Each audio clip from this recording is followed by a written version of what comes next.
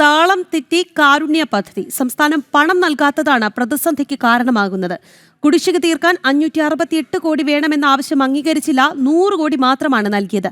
നിലവിൽ സംസ്ഥാനത്തിന്റെ കുടിശ്ശിക 1000 കോടിക്ക് മുകളിലാണ്. കേന്ദ്ര സർക്കാർ കുടിശ്ശിക വരുത്തിയിട്ടില്ല എന്ന് തുറന്ന് സമ്മതിക്കുകയും ചെയ്തു. ആരോഗ്യമന്ത്രി വിശദാംശങ്ങളുമായി രാജീവ് ഉണ്ട്. രാജീവ്, വിവരങ്ങൾ. സംസ്ഥാനത്തെ സാധാരണക്കാരായ രോഗികൾ ഏറ്റവും കൂടുതൽ ആശ്രയിക്കുന്ന ഒരു പദ്ധതിയാണ് കാരുണ്യ പദ്ധതി. സംസ്ഥാനത്തെ സർക്കാർ സ്വകാര്യ ആശുപത്രികൾ വഴി സാധാരണക്കാർക്ക് ചികിത്സ ഉറപ്പാക്കുന്നതാണ് ഈ പദ്ധതി. നേരത്തെ UDF സർക്കാരിൻ്റെ കാലത്താണ് ഈ പദ്ധതി തുടങ്ങിയത്. പിന്നീട് ഒന്നാം പിണറായി സർക്കാർ അധികാരത്തിൽ വന്ന ശേഷം ഈ പദ്ധതി അവസാനിപ്പിക്കാനുള്ള നീക്കം നടത്തിയിരുന്നു.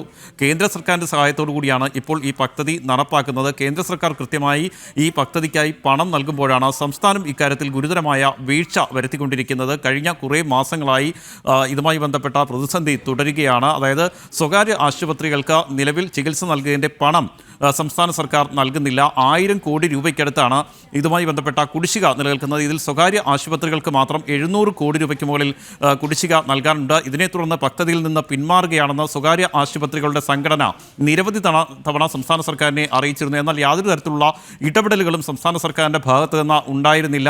ഇതിനുശേഷമാണ് ഈ മിഷൻ പദ്ധതി ഡയറക്ടർ വീണ്ടും സർക്കാരിന് കത്ത് നൽകിയത്. അടിയന്തരമായി 568 കോടി രൂപ അനുവദിക്കണമെന്നായിരുന്നു ആവശ്യം. കാരണം ഈ സ്വകാര്യ ആശുപത്രികൾ ഈ പദ്ധതിയോട് സഹകരിക്കുന്നില്ല. അതുകൊണ്ട് തന്നെ സ്വകാര്യ ആശുപത്രികളിലേക്ക് കാരുണ്യ പദ്ധതിയുമായി ബന്ധപ്പെട്ട ചികിത്സയ്ക്കായി എത്തുമ്പോൾ അവർക്ക് ചികിത്സ ലഭ്യമാകാത്ത സാഹചര്യം ഉണ്ടാകുന്നുണ്ട്.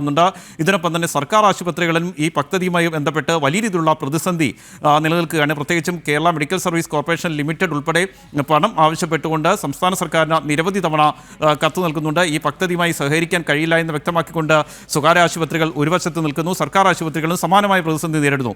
ഇത് ചൂണ്ടിക്കാണിച്ചുകൊണ്ടായിരുന്നു കത്ത് നൽകിയത്. 568 കോടി രൂപ ഉടൻ അനുവദിക്കണമെന്ന ആവശ്യം സംസ്ഥാന സർക്കാരിന് മുന്നിൽ വെച്ചെങ്കിലും സർക്കാർ ആകെ അനുവദിച്ചിരിക്കുന്നത് 100 കോടി രൂപ മാത്രമാണ്. ഇതുകൊണ്ട് എങ്ങനെ ഈ പദ്ധതി മുന്നോട്ട് കൊണ്ടുപോകും എന്ന യാതൊരു തരത്തിലുള്ള വ്യക്തതയും ആരോഗ്യവകുപ്പിന് നിലവിലില്ല. ഈ പദ്ധതി തന്നെ ഇപ്പോൾ താളം തെറ്റിയ ഒരു അവസ്ഥയാണ്. സാധാരണക്കാരായ രോഗികൾക്ക് ചികിത്സ ലഭ്യമാകാത്തൊരു സാഹചര്യത്തിൽ കൂടി സംസ്ഥാനം കടന്നുപോയിക്കൊണ്ടിരിക്കുകയാണ്.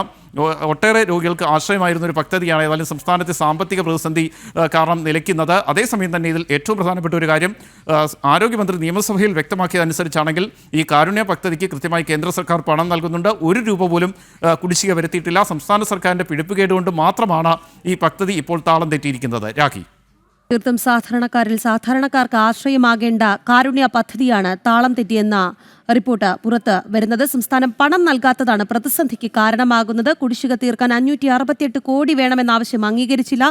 100 കോടി മാത്രമാണ് നൽകിയത്. നിലവിൽ സംസ്ഥാനത്തിന്റെ കുടിശ്ശിക 1000 കോടിക്ക് മുകളിലാണ്. ഇതിനിടെ കേന്ദ്ര സർക്കാർ കുടിശ്ശിക വരുത്തിയിട്ടില്ല എന്ന് തുറന്ന് സമ്മതിക്കുന്നുമുണ്ട് ആരോഗ്യമന്ത്രി. മൊത്തം വീഴ്ച സ്വയം ഏറ്റെടുക്കുന്നും ഉണ്ട് ആരോഗ്യമന്ത്രി എന്നുള്ളതാണ്. രാജീവാണ് റിപ്പോർട്ട് ചെയ്തത്.